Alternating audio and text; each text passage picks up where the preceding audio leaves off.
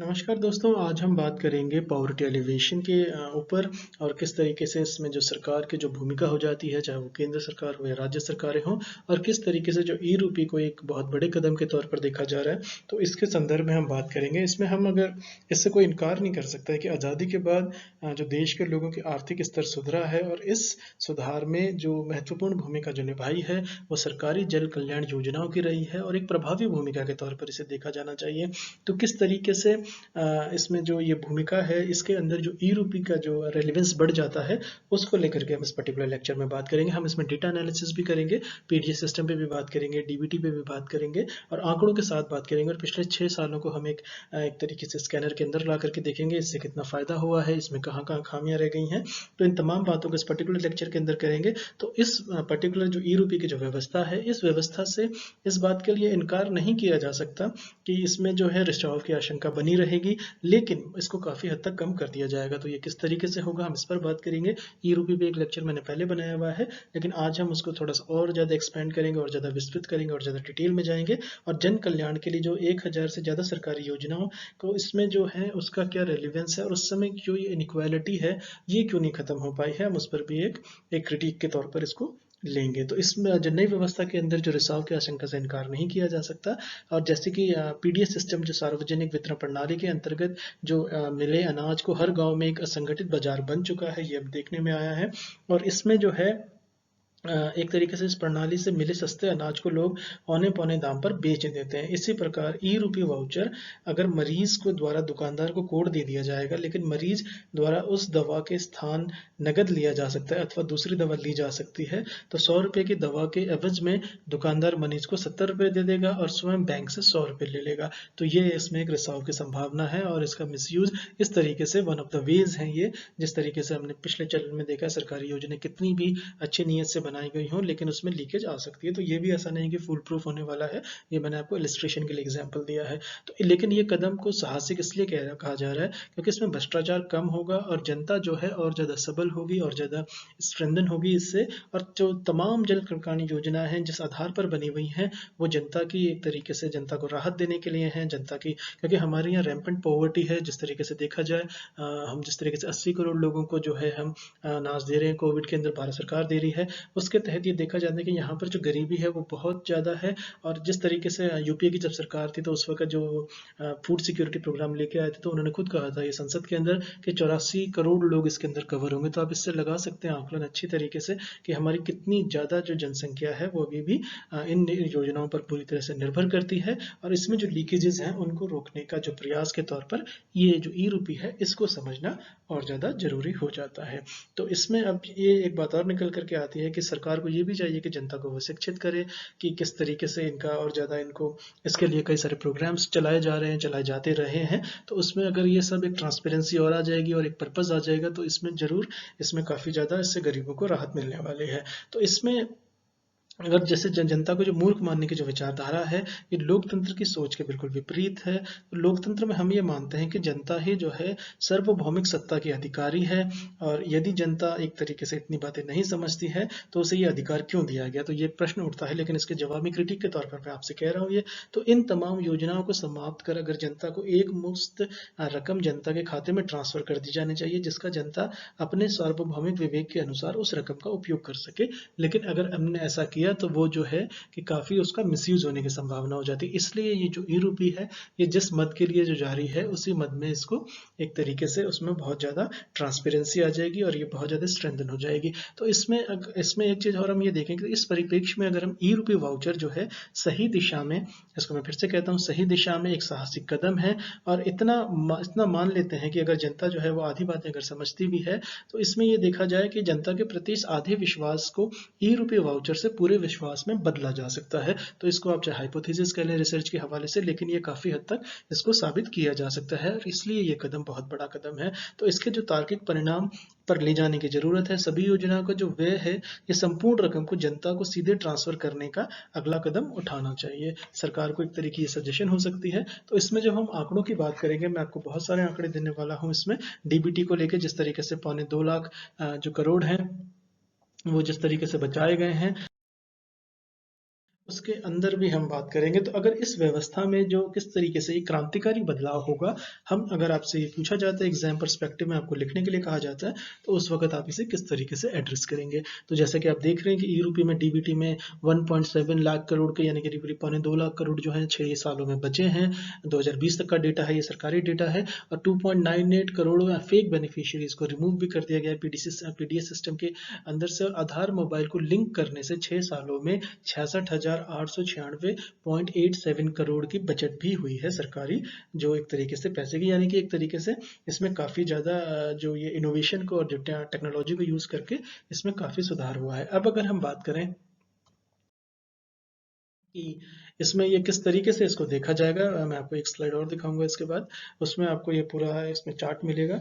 इसके बाद अगर जन कल्याण के लिए जो 1000 से ज़्यादा जो सरकारी योजना बावजूद देश में असमानता खत्म नहीं हो पाई है, ये हमारे हमने शुरू में ये बात कही थी। तो सामाजिक कल्याण की जो योजनाएं हैं, इस पर सालाना जो है जिसको कहते हैं कि 1.5 लाख करोड़ के से खर्च के भी उपयुक्त नतीजे नहीं मिलते, यानी कि सरकार इतना खर्च करती है सोशल सेक्टर में, विभिन्न सरकारें करती रही हैं। अब इसको कई जो क्रिटिक हैं उसको कह भी सकते हैं कि उतना जो है उसका जिस तरीके से वो टारगेटेड है वहाँ पे रिसाव हो जाता है वो। लेकिन फिर भी जो सरकार जो करना चाहती है, अगर उतने का अगर ये 50-60% भी अगर सही दिशा में चला जाए, उससे काफ़ी ज़्यादा सहूलियत होगी लोगों को, गरीब जनता को। इसके साथ जो है कि इसको उपयुक्त नतीजे नहीं मिलते हैं। तो इस सोच के साथ सरकार ने ये ई रूपी की तरफ ही आगे बढ़ी है। तो योजनाएं जो है 65% परिणाम भी नहीं दे पाती हैं, और जो लाभ का जो लक्ष्य है ये आधे लोगों को भी नहीं मिल पाता है। ये हमने विभिन्न सरकारों के अंदर, डिफरेंट सरकारों के अंदर हमने ये इसको बार बार देखा है, निरंतर से देखा है। इसमें कई रिसर्च पेपर हैं, कई इसमें बड़ी बड़ी पार्लियामेंट के अंदर डिबेट्स हुई हैं इसके अंदर काफ़ी ज़्यादा बुक्स लिखी गई हैं। तो योजनाओं को जो है 50,000 करोड़ रुपए की राशि जो है लीकेज की भेंट चढ़ जाती है, ऐसा एक तरीके से ये तथ्य सामने आए हैं। और इस कारण जो गंवाए गए अवसरों का आकलन करें तो नुकसान और भी ज़्यादा हो जाएगा। अगर इसकी प्रॉपर मॉनिटरिंग हो जाए तो इसका नुकसान जो है वो और ज़्यादा इसमें दिखेगा। तो ये जो बेनिफिशियरीज हैं ये जाते कहाँ हैं, ये किस तरीके से इनको क्यों इतना लाभ नहीं इन तक पहुंच पाता जो टारगेटेड है उन लोगों के लिए, इसके लिए ये क्रांतिकारी बदलाव में ई रूपी की भूमिका अहम हो जाती है। तो अब इसमें अगर बात करें तो हम ये देखते हैं कि इन आंकड़ों की चर्चा आज इसलिए जरूरी हो गई है क्योंकि सरकार ने जो क्रांतिकारी पहल के तौर पर ई वाउचर को लॉन्च किया, ये तो एक पहली बात हुई। और सदे लक्ष्य के साथ उद्देश्य विशेष के लिए सहायता उपलब्ध कराने की जो ई रूपी वाउचर जैसी व्यवस्था बिचौलियों का खेल खत्म करेगी, इससे भी कोई इनकार नहीं है। तो ये इसमें जरूर कारगर होगी। इसमें एक ऐसी व्यवस्था बनेगी जिसमें सही लाभार्थी तक पहुंच जाएगा, इसमें मदद पहुंचेगी। तो ई रूपी को समय के साथ सब्सिडी देने के वर्तमान तरीके की जगह आगे हो सकता है कि इसमें ले ली जाए, क्योंकि ये बहुत कारगर होगी। इसकी सफलता का आकलन होगा कुछ समय के उपरांत, तो उसके बाद इसको देखा जाए। लेकिन इसका जिस तरीके से एक अनुमानित है, जिसमें कंसेंसस बनाए कि इससे फायदा जरूर होगा। तो मौजूदा व्यवस्था में जो लीकेज और भ्रष्टाचार की बहुत गुंजाइश रह जाती है और इस सहायता राशि का उचित मूल्य सामने नहीं आ पाता। तो ये इस उद्देश्य के तहत इस ई रूपी का ये रेलिवेंस बन जाता है। तो बहुत सी जो जन कल्याण की जो योजनाएं हैं गलत तरीके से भी तैयार की गई हैं, इसमें कोई इनकार नहीं है। और उनके जो क्रियान्वयन की जो व्यवस्था है वो और भी ज़्यादा खराब हो जाती है। तो ये हमारा पास्ट एक्सपीरियंस है जो हमने पॉवर्टी एलिवेशन प्रोग्राम्स में देखे हैं।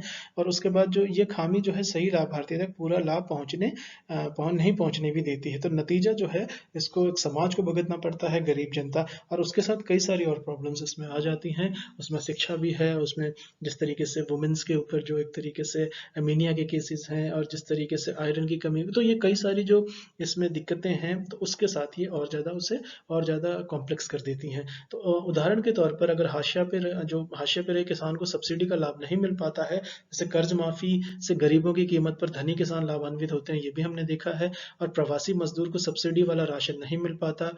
मुफ्त स्वास्थ्य जांच की जो सुविधा बमुश्किल ही, हेल्थ केयर सिस्टम पूरी तरीके से चरमरा गया, पब्लिक हेल्थ केयर सिस्टम। और न्यूनतम वेतन से मजदूरों को भी कोई लाभ नहीं होता, जिस तरीके से इसमें फेक एंट्रीज वगैरह होती हैं। तो गरीब बच्चों के हिस्से का दूध कहीं और इस्तेमाल हो जाता है। तो निःशुल्क प्राइमरी शिक्षा में बच्चे पढ़ने नहीं बल्कि मिड डे मील के लिए पहुंच रहे हैं, ये भी हमने देखा है। और मुफ्त टीकाकरण की योजनाओं का लाभ भी कम लोगों को ही होता है। तो इन सारे के ये सारी ये रियलिस्टिक प्रॉब्लम्स हैं, ये हमने बार बार देखा है। तो इनको एड्रेस करने के लिए ये कदम भले ही आपको छोटा दिखे, लेकिन ये क्रांतिकारी बदलाव की इसमें पूरी उम्मीद है और इसका जरूर फायदा होगा। तो अब इसमें हम एक बात और कर लेते हैं कि जो असल लाभार्थी को कितना लाभ मिलेगा। तो ई वाउचर जो है जिस व्यक्ति और जिस काम के लिए जारी होगा उसी के लिए प्रयोग किया जा सकेगा। तो ये इसकी बुनियादी और यह इसकी कोर बात है इसके अंदर, और उसका उसी लिए प्रयोग किया जा सकेगा। तो इसमें जो लाभार्थी के पास बैंक खाता भी होना जरूरी नहीं है, ये इसकी एक और इम्पॉर्टेंट फाइंडिंग है, क्योंकि ये MCQs में क्वेश्चंस पूछे जाते हैं। अगर उसमें ये दे दिया जाएगा कि बैंक खाता, तो आप अगर कॉमन सेंस के हिसाब से सोचे तो होना चाहिए, लेकिन ये क्या है कि इसमें जो है इस पर्टिकुलर में लाभार्थी के पास बैंक खाता होना भी जरूरी नहीं है।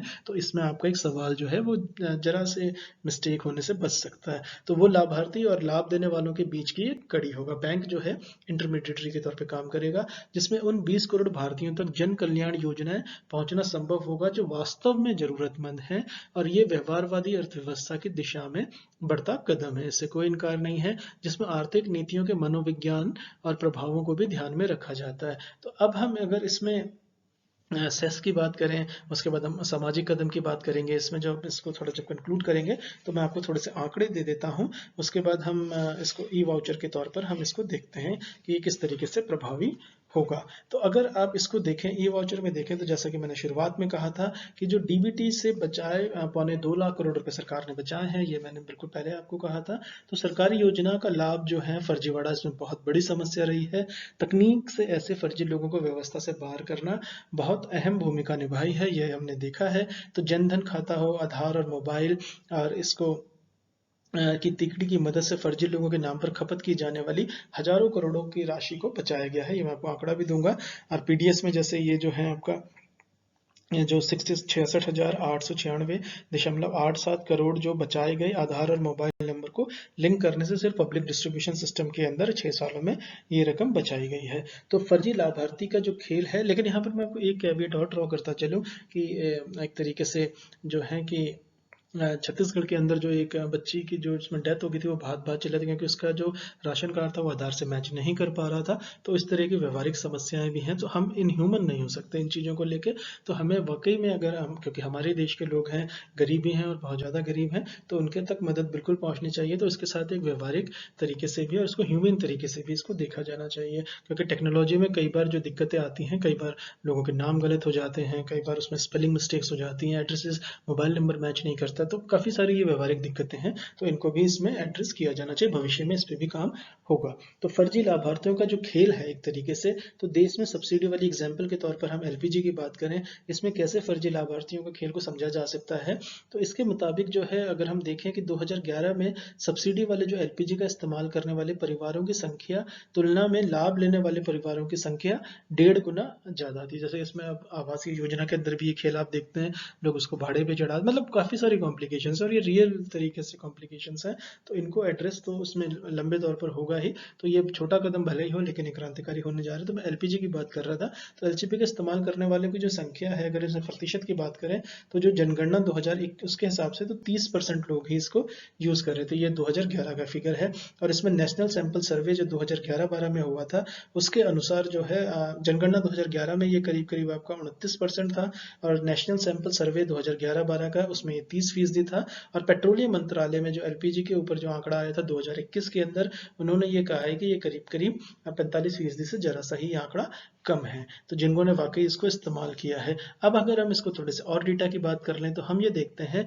कि जिसमें 12,95,468 करोड़ रुपए ये सीधे लाभार्थियों के खाते में गए हैं पिछले 6 सालों के अंदर। तो ये इसमें एक प्रमुख बात है। मैं आपको फिर से बताता हूँ, 13 लाख करोड़ के करीब ये रकम है। एग्जैक्टली 12,95,468 करोड़ की रकम जो है ये सीधे लाभार्थियों के खातों में गए हैं पिछले 6 सालों के अंदर। और 5.55 लाख फर्जी लोग हटाए गए हैं मनरेगा से। ये दिसंबर 2019 तक का डेटा हमें बताता है। और इसमें जो है कि 24,162 करोड़ बचाने में इसमें मदद भी मिली है। और इसमें जिस तरीके से 1,70,377.11 करोड़ बचाए गए फर्जी लाभार्थियों को हटाकर, उसमें ये इतने पैसों को बचा लिया गया है। और 98.8 लाख फर्जी लोगों की पहचान जो है वो की गई है महिला एवं बाल विकास मंत्रालय की योजना में। तो यानी कि करीब करीब 1 करोड़ लोगों की पहचान की गई है, 98.8 लाख फर्जी लोगों की पहचान की गई है। तो अलग अलग डिपार्टमेंट के अलग अलग आंकड़े आप देखें तो आपको भयावह स्थिति आपको लग सकती है, करप्शन कितना रैम्पेंट है।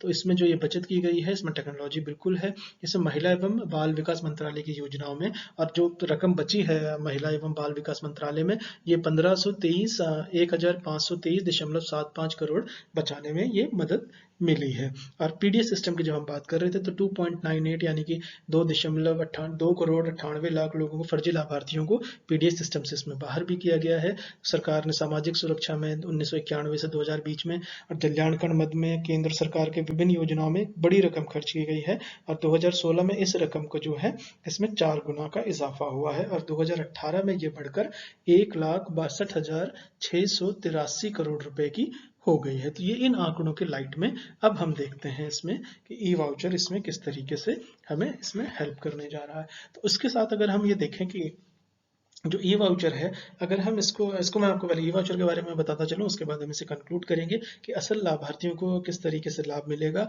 और ये आर्थिक नहीं बल्कि सामाजिक कदम के तौर पर इसे देखा जाना चाहिए और ये बड़ी सोच है। इसमें प्रधानमंत्री मोदी जी को इसमें श्रेय दिया जाना चाहिए, मंत्रिमंडल को, मोदी सरकार को। तो ये बहुत बड़ी सोच का ये परिणाम है, इससे देश जरूर आगे जाएगा। इसके साथ साथ अगर हम बात करें तो ई वाउचर ये जो है बेसिकली ई वाउचर मूल रूप से एक जो डिजिटल प्रीपेड वाउचर है, किसी लाभार्थी को उसके फोन पर एसएमएस या क्यूआर कोड के रूप में यह वाउचर मिलेगा। जिस उद्देश्य के लिए इसे जारी किया जाएगा उससे संबंधित अधिकृत केंद्र पर ही इसे भुनाया जा सकेगा। तो ये इसमें सेफगार्ड्स हैं। तो किसी एक सेवा के लिए मिले वाउचर का इस्तेमाल किसी अन्य सेवा के लिए नहीं किया जा सकेगा। ये इसमें इनफ सेफगार्ड्स हैं। तो देश में जो यूपीआई की जो व्यवस्था संभालने वाले जो national payment corporation of India, उसने इसे विकसित किया है। ये कैशलेस और कॉन्टैक्टलेस पेमेंट सिस्टम को बढ़ाने देने वाला कदम होगा। कुछ लोग इसे डिजिटल करेंसी की और भी कदम मान रहे हैं, लेकिन ये थोड़ी दूर की कौड़ी है। लेकिन इसको आगे ऐसा देखा जा सकता है। तो इस पर क्रिटिक लिखेंगे, जब आप आंसर लिखेंगे तो आप इस पर भी थोड़ा सा चिंतन कर सकते हैं। तो ये काम कैसे करेगा? तो काम ये इस तरीके से करेगा कि किसी भी सरकारी योजना और कंपनी को अपने भागीदारी जो बैंक होगा इसके माध्यम से ये वाउचर जारी करने की अनुमति होगी। तो ये पहली बात है। इसके बाद कमोबेश हम ये देखते हैं कि कंपनी किसी निश्चित कार्य के लिए एक निश्चित राशि का वाउचर बैंक के माध्यम से जारी करेगी। तो जो संबंधित सेवा होगी या कार्य होगा, इसके बाद मूल्य चुकाते समय जो लाभार्थी होगा, लाभार्थी वाउचर से भुगतान कर सकेंगे। तो ये एक इसका मेथड है, इस तरीके से ये काम करेगा। और वाउचर भुनाते ही राशि जो संबंधित केंद्र के खाते में पहुंच जाएगी और उसके साथ वाउचर के बदले नगद नहीं मिलेगा। तो ये इनफ सेफगार्ड है, इस तरीके से काम करेगा। और इसमें जो लाभार्थी को जो लाभ की बात की गई है वो ये है इस तरीके से कि बैंक खाता, स्मार्टफोन, इंटरनेट जैसी सुविधा के बिना ही विभिन्न प्रकार की सहायता पाना संभव होगा। तो ये इसका एक बहुत सैलिएंट फीचर है। और जिस तरीके से सरकार आने वाले दिनों में इसे विभिन्न सरकारी योजनाओं की सब्सिडी के माध्यम से बनाने की बिल्कुल सोच सकती है, सोच भी रही होगी। तो उनके इस योजना के हर लाभार्थी तक पहुंचने का रास्ता खुलेगा, ना कि किसी बिचौलियों की इसमें भूमिका नहीं होगी। और इसमें सब्सिडी का दुरुपयोग की आशंका बहुत हद तक कम हो जाएगी, रिसाव बहुत हद तक कम हो जाएगा। अब हम इसमें बात करते हैं कि बैंकों का इसमें क्या रोल रहेगा। तो अगर हम इसमें अगर ई रूपी के लेन देन के लिए 11 बैंकों से साझेदारी की गई है, तो एनपीसीआई की जो है नेशनल, इसमें जो आपकी बात आती है national payments corporation of India की, अगर हम बात करते हैं एनपीसीआई की, तो इसमें इन्होंने ई रूपी लेन देन के लिए 11 बैंकों से साझेदारी की। तो आपसे क्वेश्चन पूछा जा सकता है कितने बैंकों से साझेदारी की है, तो सही जवाब होगा कि 11 बैंकों के साथ साझेदारी की गई है। और इसके साथ साथ जो इसमें इंपॉर्टेंट बात है वो ये है, इसमें कौन कौन से बैंक है, इसमें प्राइवेट बैंक भी हैं। इसमें जैसे एक्सिस बैंक है, बैंक ऑफ बड़ौदा है, ये पब्लिक सेक्टर बैंक है, कैनरा बैंक है, एचडीएफसी बैंक है, आईसीआईसी बैंक है, इंडियन बैंक है, इसमें इंडसइंड बैंक है, कोटक महिंद्रा बैंक है, पंजाब नेशनल बैंक है, भारतीय स्टेट बैंक है, यूनियन बैंक ऑफ इंडिया शामिल है। तो इसे स्वीकारने वाले जो ऐप्स जो हैं ये भारत में भीम, जिसमें बड़ौदा मर्चेंट पे, इसमें लैब्स, पीएनबी मर्चेंट और योनो एसबीआई मर्चेंट पे शामिल है। तो ये आप इसमें इसको इनसे संबंधित सवाल बिल्कुल पूछा जा सकता है, बैंकिंग एग्जाम से भी पूछा जा सकता है। और इसमें जल्दी ही इस प्रक्रिया में अन्य बैंक और ऐप को शामिल की जाने की इसमें पूरी उम्मीद है। तो यानी कि इसमें जैसे भारत पे, इसमें जो ऐप्स हैं भारत पे, भीम बड़ौदा जिसमें मर्चेंट पे, और इसमें पाइन लैब्स, और इसमें पीएनबी मर्चेंट पे, और योनो जो एसबीआई का मर्चेंट पे है, इसको शामिल किया गया है। और बैंक इसमें सरकारी भी हैं और इसमें निजी बैंक भी हैं। अब ये जो है कि ये सबके लिए फायदे का सौदे के रूप में देखा जा रहा है। तो ई वे जो है ये वन टाइम यूज के लिए वाउचर बना है। तो ये इसकी एक और सेलिएंट फीचर है कि वन टाइम यूज के लिए वाउचर है।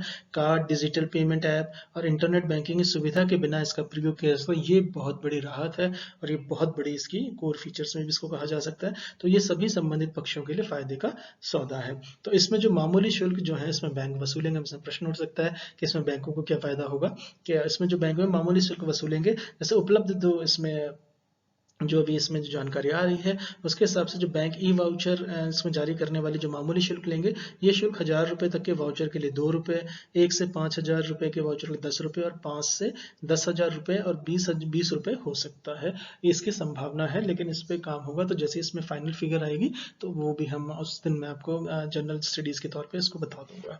और इसके बाद जो इसमें एक इम्पॉर्टेंट चीज़ इसमें आती है कि ये जारीकर्ता को किस तरीके से सुकून देने वाली है। तो किसी लाभार्थी को वाउचर देने वाले के लिए ये व्यवस्था सुकून देने वाली है। इसमें जो ये है कि किस तरीके से इसको यूज़ किया जाएगा, तो योजनाओं में नहीं लगेगी सेंध, इस तरीके से ये लाभ देगी। तो सरकारी योजनाओं में मिलने वाली जो सब्सिडी की सेव की जिसमें सेंध लग जाती है, इसके अवसर सामने आते हैं। सरकार की तैयारी है कि विभिन्न योजनाओं में दी जाने वाली सब्सिडी को ई रूपी वाउचर के माध्यम से सीधे लाभार्थी तक पहुंचाया जाए, तो उसमें सेंध लगने के चांसेस थोड़े कम जरूर हो जाएंगे। तो ये डायरेक्ट बेनिफिट ट्रांसफर जो ये डीबीटी की बात जो बहुत की जाती है, तो ये भी एक कदम आगे की बात होगी। तो बिना बैंक खाते वाले लाभार्थी भी आसानी से इसका इस्तेमाल कर सकेंगे। तो ये अलग इसका एक इम्पॉर्टेंट कोर फीचर है। इसमें सुनिश्चित होगा कि पैसा जिस योजना के लिए है प्रयोग भी उसी में हो। तो इस तरीके से जो इसमें जो है कि इसमें सुकून मिलने वाला है जनता को। तो सब्सिडी के तौर पर मिली राशि को अनंत प्रयोग की खबरें इसमें आती रहती हैं, तो वो इसमें काफ़ी हद तक इसमें लगाम लगेगी। और इसमें एक इम्पॉर्टेंट चीज़ और है कि इसमें तुरंत भुगतान की गारंटी है। तो इसमें जो सब्सिडी की राशि देश भर राशि जो है देर से मिलना भी कई बार समस्या का कारण बनता है, लेकिन ई रूपी वाउचर में इस मुश्किल को दूर करेगा। और योजना से संबंधित सेवा का लाभ लेने से पहले ही लाभार्थी जो है उसको वाउचर मिल जाएगा। तो ये प्रीपेड वाउचर है, ये इसकी खास बात है कि प्रीपेड वाउचर है। ये क्वेश्चन जरूर पूछा सकता है एमसीक्यूज में। और इसके बाद जो इसलिए इसे बनाया जाएगा, वहाँ वाउचर को स्कैन करते ही एसएमएस से मिले नंबर के जरिए प्रक्रिया आगे बढ़ते ही संबंधित पक्ष के खाते में पैसा जो है वो ऑटोमेटिक इसमें पहुंच जाएगा। तो इस इस्तेमाल के लिए इसका एक तरीके से काफ़ी ज़्यादा है।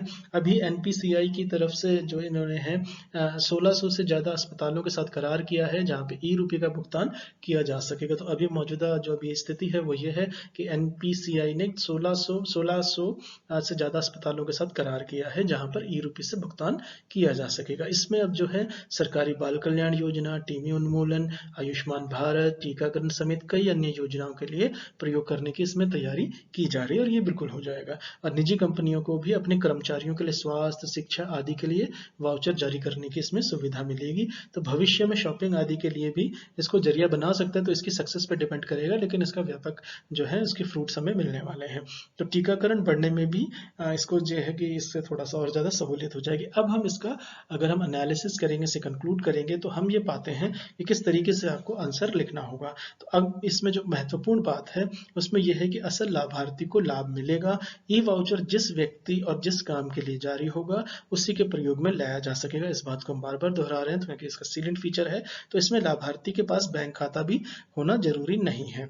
तो ये इसमें एक बहुत बड़ा कदम है। तो इसमें अब इसमें है कि सेस का रूप ले सकती है ई रूपी। तो क्वेश्चन ये भी एमसीक्यूज में एक स्टेटमेंट आ सकती है, क्या ये सेस का रूप ले सकती है? तो यस नो में आपका, और ये कर आर्गुमेंट और रीजनिंग के क्वेश्चंस में भी ये यूपीएससी में भी और बैंकिंग एग्जाम्स में भी पूछा जा सकता है। तो 2020 की अगर हम बात करें, इसमें 26,000 जो आयकर दाताओं के बीच अध्ययन से सामने आया है कि अगर धन के खर्च में पारदर्शिता हो तो ज़्यादा लोग टैक्स भरने से भी गुरेज नहीं करेंगे। और जिस तरीके से मैं आपको एक साइडलाइन के लिए बता रहा हूँ, जैसे लेफर कर्व है उसमें कहते हैं अगर कर की दरें कम कर दी जाएंगी तो ओवरऑल कलेक्शन बढ़ जाता है। तो इसको अर्थशास्त्री हवाले से किसी और दिन इसको एड्रेस करेंगे।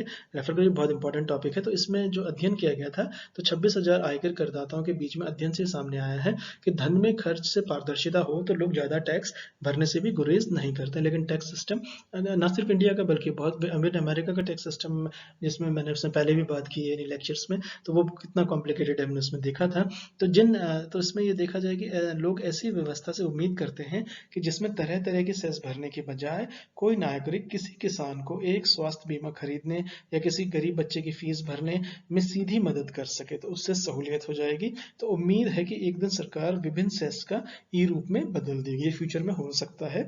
और इसके बाद जो है कि ई रूप की बहुत सी चुनौतियों में एक झटके से पार लिया जा सकता है, जिससे इसके सामान्य तौर पर बहुत निवेश की जरूरत होती है। तो वहाँ इसको सेस का रूप लिया जा सकता है इन फ्यूचर, अभी नहीं है। तो क्वेश्चन क्वेश्चन ये बिल्कुल पूछा जाएगा, तो आप इसको उसी तरीके से आंसर कीजिएगा। इसके बाद अब इसमें यह है कि आर्थिक नहीं, इसको एक मोटे तौर पर सरकार इसे सामाजिक कदम के तौर पर देख रही है। तो इसमें मात्र तकनीक की मदद से उठाया गया शानदार आर्थिक कदम नहीं कहा जा सकता, बल्कि ये व्यवहार में जो प्रैक्टिकल चीज की हम देखेंगे वो व्यवहार में बदलाव लाने वाला कदम है। लोगों ये तय कर सकेंगे कि उनका योगदान खर्च कहाँ खर्च हो रहा है। ये सरकार पर भरोसा भरोसा जो है वो बढ़ाने वाला कदम होगा। अमेरिका और दक्षिण कोरिया जैसी कई अर्थव्यवस्थाओं में ऐसा मॉडल काम करता है, यानी कि आपका साउथ कोरिया में, अमेरिका में ये काम करता है, तो ये वहीं से एक तरीके से वहां से प्रेरित हो सकता है, होगा। इसमें आगे इसमें और ज़्यादा सुधार की गुंजाइश है। तो अब ये जो है काफ़ी बड़ी सोच है सरकार की, प्रधानमंत्री मोदी की सोच की। ये कैबिनेट की उनका इदारा बहुत बड़ा दिखता है। लक्ष्य अनुसार जो है CSR के माध्यम से कंपनियों को और साथ में जो जनता के राष्ट्र निर्माण में योगदान के लिए सशक्त करना होगा, वो निश्चित तौर पर अपनी राजनीतिक क्षमता के दम पर इस तरह सबको राजी करेंगे, सबको साथ लेके चलेंगे और जन कल्याण योजना में ई-रूपी के दायरे में ले आएंगे। और इसके बाद इसकी लोकप्रियता के जिसमें इसमें कहते हैं कि अगर इससे जब फायदा होने लगेगा तो इसमें जो है कि निजी भागीदारी भी इसमें बहुत बढ़ चढ़कर इसमें आएगी। तो इन तमाम चीज़ों के मद्देनजर देखें तो पॉवर्टी एलिवेशन के लिए जो हम ये देखते हैं कि उसके लिए बहुत बड़ा कदम है ये। ई-रूपी के फायदे बहुत हैं इसमें, जिसको कहते हैं कि थोड़ा बहुत रिसाव होगा, इससे कोई इनकार नहीं है, लेकिन ये पॉवर्टी एलिवेशन के तौर पर फ्यूचर में ये बहुत ज़्यादा चर्चा में रहेगा और बहुत ज़्यादा एक तरीके से क्रांतिकारी बदलाव के रूप में इसे देखा जाएगा। चलिए आपसे नेक्स्ट लेक्चर मिलते हैं। Thank you so much for listening. नमस्कार दोस्तों।